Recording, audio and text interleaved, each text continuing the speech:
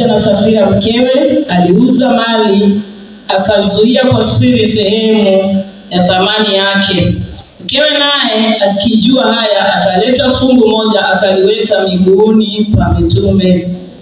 3, Petro akasema, Anania, kwa nini shetani amekujaza moyo wako kumwambia uongo Roho Mtakatifu na kuzuia kwa siri sehemu ya thamani ya kiwanja?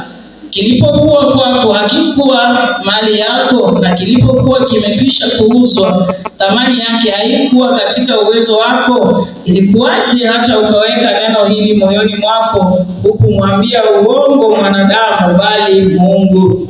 Anania aliposikia maneno haya akaanguka akafa. Hofu nyingi ikawapata watu wote waliosikia haya. Vijana wakaondoka wakamtia katika sanda, wakamchukua nje wakamzika. 7, hata muda wa saa 3 baadaye mke wake akaingia, naye hana habari ya hayo yaliyotokea. Petro akamjibu akamwambia, mlikiuza kiwanja kwa thamani hiyo?